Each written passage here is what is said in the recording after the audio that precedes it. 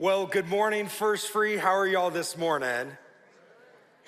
Man, it is good to be here. My name is Tex. I am your senior high pastor. That means I get the privilege of working with your high school students each and every week. And let me tell you, it has been a summer. Not just because of the amazing heat wave that we've had, but let me tell you, your students have been going nonstop. We just got back a few weeks ago from our senior high conference where we took 42 students and leaders with us, partnered with CIY at the University of Nebraska. And so while there, we had a great week. As you can see some of those photos, we had 3 students who came to know Jesus for the first time. We had 26 rededications of faith. It was an incredible week. And so if you have a high school student, definitely get them here on Sunday nights at 6 o'clock, or even have them be a part of our fall retreat coming in September. And so you can find more information about that on our website at efree.org. I want to start by just sharing with you kind of what a day in the life of the rules kind of sometimes is like. And we have a 3-year-old, and she's wild and fun. And when we get in the car, she's pretty good about keeping to herself. She'll keep herself kind of entertained.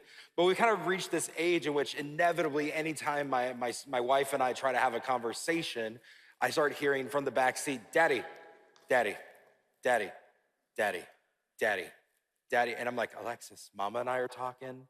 It's okay. You're gonna get your turn, but we're talking first. Let us finish and we'll come talk to you. Daddy, daddy, daddy, daddy." And it's like every time we start. And so we were like, all right, we're just gonna ignore her and we'll get back to her. And then from the back of my head, I feel a shoe. Y'all, she's rear facing. And so I took her mirror away thinking that was gonna solve the problem. I'm like, well, now you can't see me. Ha ha. No, ha ha on me, it's muscle memory. She hit me with the other one. And so there's this reality for her that she just said, you know what, if you're not going to see me, I'm going to be noticed by you. And isn't that true, church? That for each and every single one of us, we all want to be seen. Every one of us, we want to be seen in the room. Not just noticed, not scanned, not liked or followed, but seen deeply, truly, each of us. We all have this deep ache within us, one that probably maybe even started in childhood, but it's something that's lingered on till now. Maybe it was a parent that just never asked us how our day was, or took the time to connect with you. Or maybe it was in junior high when you got overlooked for the team that you tried out for. Or maybe it's in your marriage where you feel more like a roommate than a soul to be cherished. Or maybe it's in the job that completely skipped over you for the promotion you felt you earned. The ache to be seen doesn't just fade with age. Somewhere we just started believing that it was bad, and we started hiding it better. And somewhere we started to believe that it's something we have to suppress. But church, I want to ask us today that what if the desire to be seen isn't something to suppress, but actually something to surrender? What if the ache wasn't a flaw to be fixed, but it was a signal, like this breadcrumb, this echo from the Garden of Eden where we walked with God and face to face in this world that we now live in with brokenness and sin. See, back then, God didn't just notice us, he saw us face to face. We knew what it meant to be fully seen by the God of the universe. And yet here, as we dive into Genesis chapter 16 and 17, in some ways, it holds a mirror to that ache in each of us. It exposes what happens when we forget we are seen by God, and yet also offers us a way back. And so we're gonna start in Genesis chapter 16 today. And what I'm gonna ask you to do is when you see on the screen words that are underlined in bold, that you would say them out loud with me today. So chapter 16, verse 1 says this: "Now Sarai, Abram's wife, had" what? "Not been able to bear children for him, but she had this Egyptian servant named Hagar. So Sarai went to Abram. 'The Lord has prevented me from having children. Go and sleep with my servant. Perhaps I can have children through her." And Abram agreed with Sarai's proposal. So Sarai, Abram's wife, took Hagar, the Egyptian servant, and gave her to Abram as a wife. This happened 10 years after Abram had settled in the land of Canaan. Verse 4, it says, "So Abram had sexual relations with Hagar, and she became pregnant. But when Hagar knew she was pregnant, she began to treat her mistress Sarai with contempt. Then Sarai said to Abram, 'This is all your fault. I put my servant into your arms, and now that she's pregnant, she treats me with contempt. And the Lord will show who's wrong, you or me.' Verse 6, Abram says, 'Look, she is your servant, so deal with her as you see fit.' So Sarai treated Hagar so harshly that she finally what? She ran away. Verse 7 says that the angel of the Lord found Hagar beside a spring of water in the wilderness, along the road to Shur. And the angel said to her, 'Hagar, Sarai's servant, where have you come from and where are you going?' 'I'm running away from my mistress, Sarai,' she replied. It says the angel of the Lord said to her, 'Return to your mistress, submit to her authority.' And then he added, 'I will give you more descendants than you can count.' And the angel also said, 'You are now pregnant and will give birth to a son, and you will name him Ishmael,' which means God hears, for the Lord has heard your cry of distress. This son of yours will be a wild man, as untamed as a wild donkey. He will raise his fists against everyone, and everyone will be against him. Yes, he will live in open hostility with all of his relatives.' Therefore, Hagar used another name to refer to the Lord who had spoken to her. She had said, 'You are the God who sees me.' She also said, 'Have I truly seen the one who sees me?' So that well was named Be'er La'al Roi, which means well of the living one who sees me. And it can still be found between Kadesh and Bered. So Hagar gave Abram a son, and Abram named him Ishmael. And Abram was 86 years old when Ishmael was born." You see, when we met Abram in chapter 12, Abram was about 75 years old, and God interrupted the silence of his life with a voice that changed everything. This voice that saw him in the midst of it, that chose him. It said to leave your country, your people, your father's house, and go to the land that I will show you. And that could have been enough on its own, but God didn't stop there. And he gives Abram this promise that I'm gonna make you into a great nation. I will bless you, and all the people of earth will be blessed through you. And I don't want us to miss the power of that statement. God saw Abram. Out of the millions of people on earth, God noticed one man in a marriage without a legacy. And he said, "Abram, I see you, and through you, I will impact the world." He was truly seen by God. You see, Abram didn't just receive a promise. In many ways, he received God's attention. And in that moment, he didn't feel small. He didn't feel lost. He didn't feel forgotten.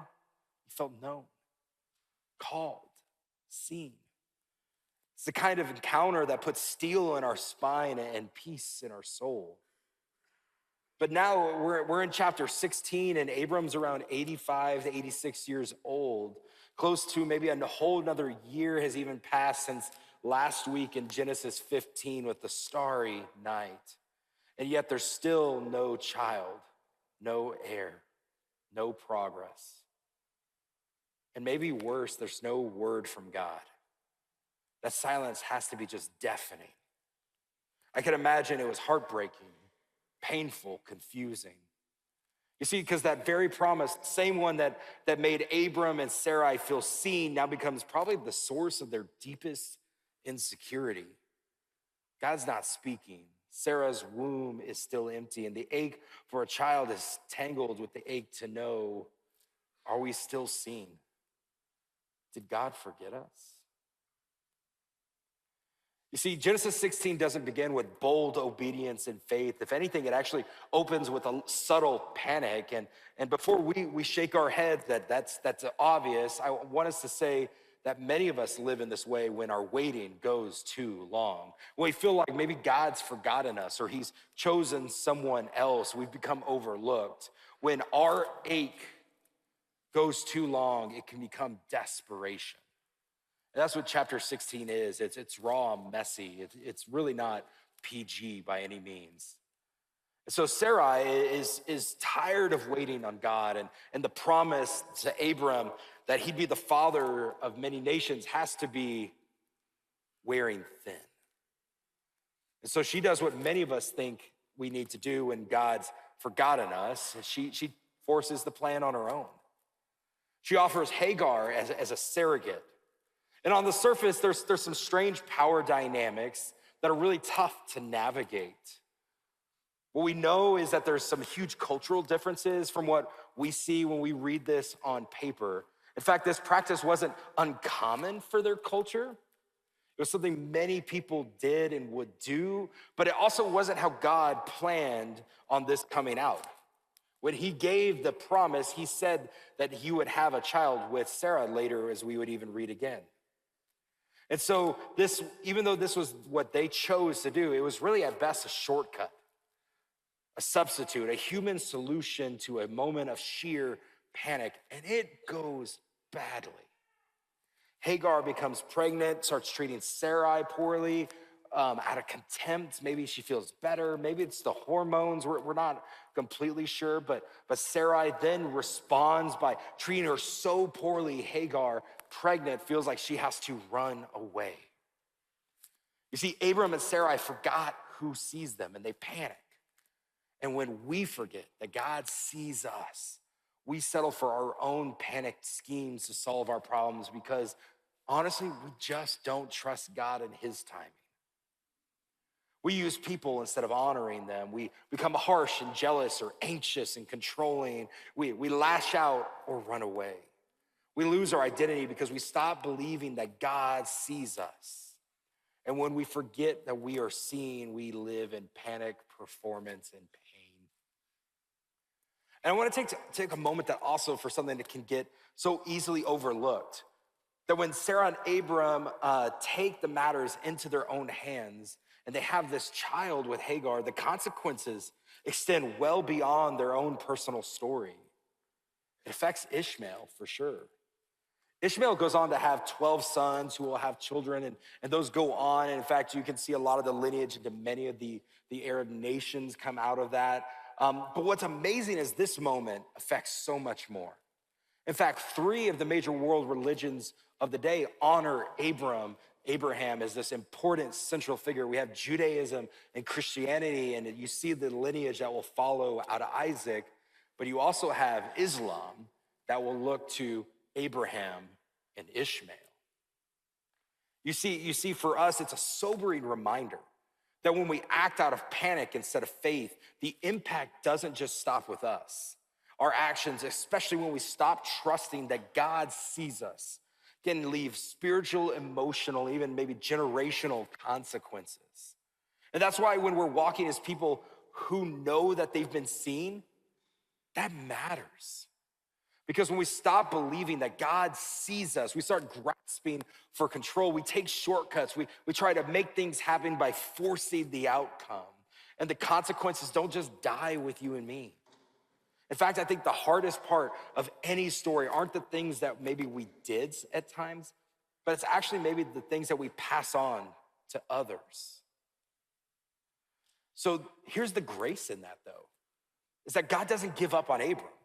In fact, what we see later is that God will call Abram back, not to belief, but to living and walking in a whole different way. It's a call to live with the awareness that God sees him, that God is present, and that God is faithful even when he felt like the waiting is unbearable.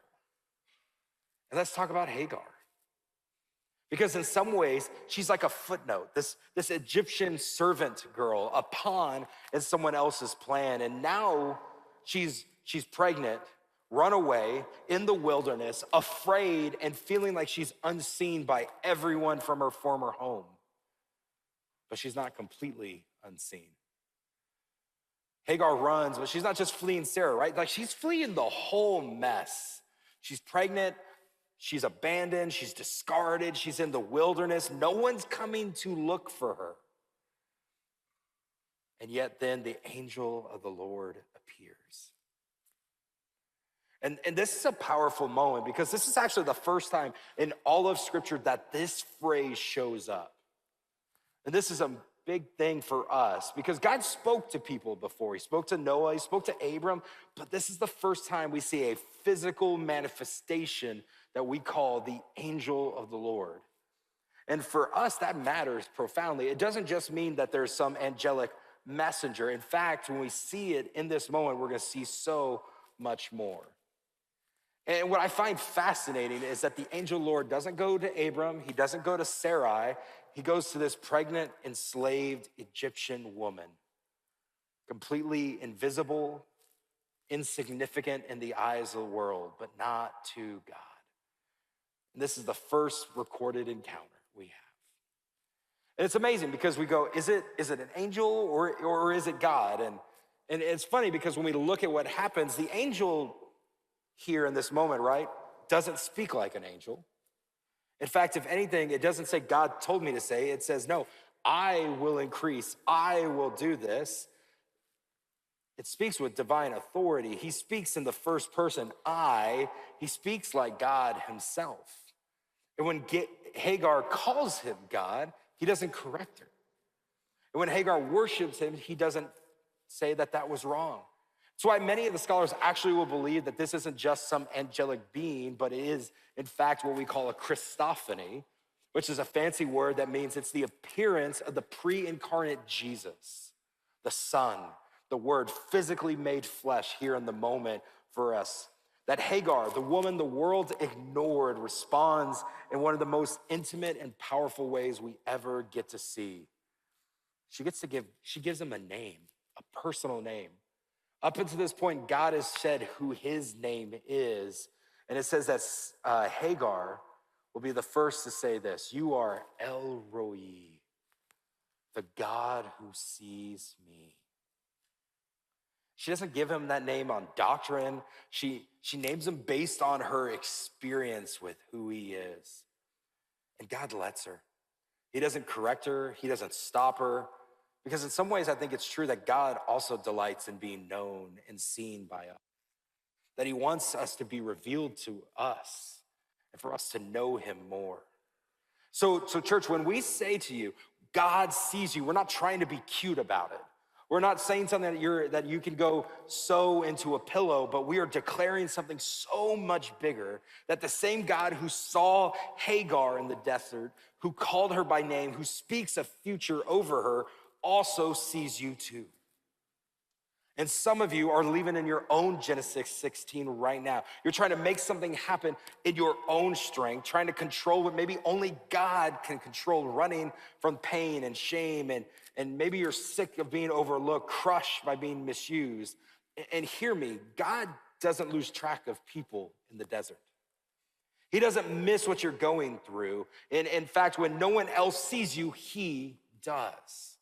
When others call you by what you do and what you failed at, he calls you by name.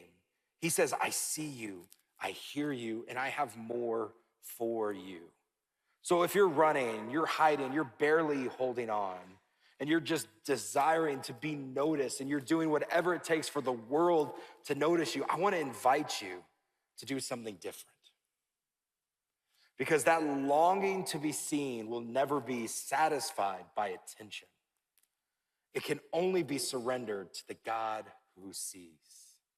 I want to say again, the longing to be seen won't be satisfied by attention. It can only be surrendered to the God who sees. You see, growing up, I was raised by my mom and my grandparents, and honestly, I wanted nothing more than for my dad to notice me. For me, my dad was kind of larger than life. He was an All-American football star. He's a Hall of Fame award-winning coach.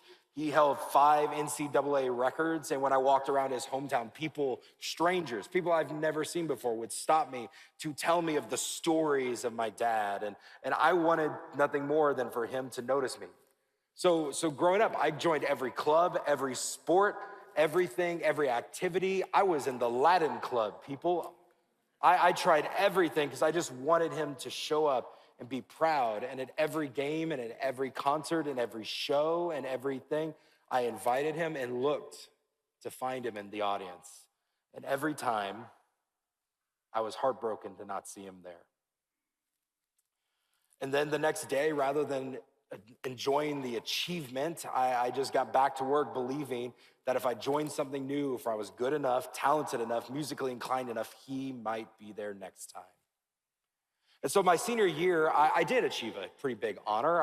I earned a high placement with our all-state band. I was 4th in the entire state as a trombonist. And I remember I could not wait to call him. And in fact, I was so excited, not just to tell him that, but the concert for those people were gonna be in his city. Literally 10 minutes down the road from his house. He didn't have to drive far. I'd buy him a ticket, all those kind of things. And I called him and told him, and I'll never forget what he said. He said, 4th. Well, I guess there's always someone better. And it stung, to say the least. It hit home. It's a big wound I had to work through. Now I get it. My dad's a Hall of Fame coach. He was trying to coach me to go be number 1, but in that moment, I didn't need a coach. I wanted my dad to see me. And I can remember hanging up the phone and having tears in my eyes and sitting on my grandfather's back porch, and I didn't even notice that he sat next to me. And when he asked me what was wrong, I shared with them, and I remember him putting his arm around me, and he said, I am so sorry. You know you don't have to earn his or anyone's love. Your grandmother and I already love you so much, just as you are, just because you're our grandson. And I promise you this, we'll be there, front row, no matter what. And they kept their promise. They were there. And I didn't know it then, but that same wound that I had with my father wanting to be seen had seeped into much more than that. And it took years for me to untangle this, but that I had even replaced my own faith in God in the same way with this treadmill of performance. That I thought, just like my father wouldn't show up unless I was good enough, that God wouldn't see me unless I could impress him. And that if I lived and did enough and was better than the others, that maybe he would see me, not delight in me, but see that moment. And look back, I can't help but wonder how different things could have been had I really known deep in my bones that God saw me, that I didn't have to earn his gaze, that I didn't have to perform to be loved, that I was already his. There was nothing I could do to be any loved any more or any less than I was right then in that moment. And that's what it looks like for you and I.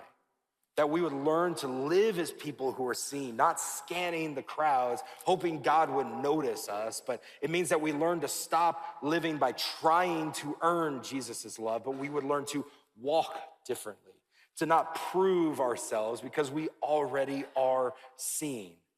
The question for you and I is not, will God see me? Because he already does. The question is will I live like I believe he sees me? And you see, that's where chapter 17 comes into play and why it's so important and is not some just caveat of the story that gets kind of weird. Because in chapter 17, it starts like this in verse 1. It says, when Abram was 99 years old, so some time has passed, the Lord appeared to him and he said, I am El Shaddai, God Almighty. Serve me faithfully and live a blameless life, and I will make a what? A covenant with you, by which I will guarantee to give you countless descendants. At this, Abram fell face down on the ground, and God said to him, this is my covenant with you, that I will make you the father of many nations. And what's more, I am changing your name. It will no longer be Abram. Instead, you will be called, for you will be the father of many nations. And I will make you extremely fruitful, and your descendants will become many nations, and the kings will be among them. I want you to think about this. We fast forward 13 years in between the stories. That's how Genesis 17 opens, quietly, almost too simply in some ways, since Hagar ran away dramatically in the woods. 13 years God's been silent to Abram. And here he is, 99 years old. Ishmael is a teenager. Sarai is about 89. And from every human angle, you have to assume that the dream is dead. The promise probably, like, it expired somewhere, right? 99 is too old to have a child.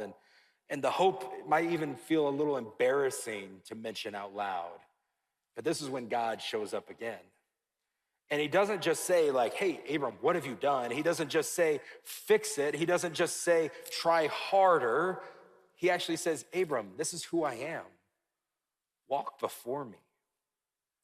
It's like this personal invitation, church. It's literally this moment for us to see, not just that we would walk in front of him, but it means that we would live our life knowing he sees us.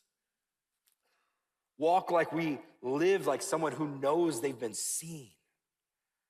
And it's funny because then God says he's going to do this covenant with them, and there's going to be a sign of the covenant, which is weird to our modern ears. And he introduces a circumcision as the sign of the covenant. And our modern ears say, well, that's weird, that's awkward, that's messy. And yet it's probably not even the sign many of us would chosen. And for many of us, he's asking for this mark to happen in the midst of one of the most hidden, vulnerable, personal parts of our body.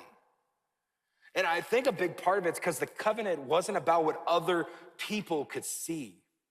It was about what happened between us and God when we know that we've been seen. It wasn't about others' applause, but it was this private mark of a personal God who sees you and me. This isn't God saying, hey, go show the world that you're mine with this mark. It's for us that our faith would be something so personal, so intimate for us that it would change us from the inside out. Because when we've been truly seen by God, this isn't a weird thing for us. Because when we've been found and pursued, renamed and restored, we stop trying to live for performance, but we start living like we've been seen. It means that things will be different. Because when you've been seen by God, we will live like it. I want to say it again, that when we've been seen by God, we will live like it. And circumcision for us wasn't public. It was this quiet, sacred, deeply symbolic thing. And it's the call that God gives Abram is the same that he gives each and every single one of us in the room today, which is walk before me. And so right here in the middle of this holy moment, God affirms his covenant. He renames Abram and Sarai into Abraham and Sarah. And he repeats the promise of a son. And Abraham laughs. He doesn't laugh as the hearing of a good joke. He laughs not at celebration. It's the laugh of someone who has learned how to live without hope. And in fact, if you read verse 17, it says that he laughed to himself. Will a son be born to me at a man of 100 and my wife at like the age of 90? This man, Abraham, the man of faith, is laughing at the idea that God sees his story as fertile ground, no pun intended, for a miracle. And after all these years, after the silence, his own compromise, his own mistakes, his own bitterness, the pain, all that he's done, which many of us would do, is he's tried to protect his heart, maybe even from what God said. But God's not thrown off. Not even one bit. He doesn't revoke the blessing. He doesn't shame Abraham. He doesn't make him feel wrong about it. In fact, God sees the last and he presses deeper. He sees the pain that's underneath it and the disappointment and the wounds that he's had. And he says, no, your wife, Sarah, is gonna bear you this son. This is powerful because in this moment, Abraham fully can feel the weight that God sees him. God saw the cracks in his armor. He sees how his faith has been mixed up with fatigue and performance, and he doesn't reject him. He just reaffirms him. Because let me tell you guys, sometimes being seen, it's not warm and fuzzy. Sometimes it means being exposed and vulnerable, and it means letting God into places we've already decided that we don't want him to get into because we've been hurt and we've been in pain, and it's the space where we want to maybe laugh and dismiss and just move on, but yet God wants to speak to each and every one of us. I'm not done. I see you and I know you, and I still keep my promises. And so for you and I want to encourage us that we learn to do this word today. That like Abram, who goes and he takes his whole house and they take on the circumcision, the sign of the covenant, that we would do something similar, that we would surrender. That finally Abraham surrenders to the God of the universe. Because when we're seen, we walk different, we lead different, we pray differently, we give differently, we love differently. And that's the beauty of this moment for each of us, that we see and have been seen. In fact, the longing to be seen isn't just something that's answered one time. It's fulfilled in the incarnation of Jesus. Because God didn't just look down from heaven and notice us. He came to us. He literally put on flesh and he enters the wilderness of our world and sin, not just Hagar's, but of humanity's itself. And in Jesus, we get to meet the fullness of El Roi, the God who sees us so clearly, who chose us to be hanging on a cross for our sin and rise 3 days later to conquering that sin and death. And why would he do it? Because he sees us. Not the cleaned up church version that we come with, not the polished and impressed version, not the one we want to be, but who we are, and he runs after us. And so this is where Genesis points us, not to just the God who sees us, but the God who came for us, Jesus, the full expression of the God who sees. Church, you have been seen because Jesus was pierced. You are known because Jesus was forsaken, and you are brought near because he took the distance. And that's the gospel, that the God who sees us came for us. And El Roi didn't just notice our pain, he entered it and he rose for it, that we would never have to confuse being noticed with being seen again. And so for you, what do we do with this? What do we do with a God like this? The God who sees runaways in the desert, a God who doesn't leave us feeling useless and nameless. What do we do with that? Because the answer isn't try harder. It's not tidy up the mess. That longing can only be answered with surrender. And it looks different for many of us in the room. And for some of you, let me say that you've never surrendered. That you've been around church maybe a few times, you've prayed once in your life, and to be honest, Jesus isn't much to you in your life. He's been a good idea, a backup plan. But maybe today you've heard something different. You heard that there's a God who does know you and sees you in the midst of your life and your pain, that there is a God who came near in Jesus.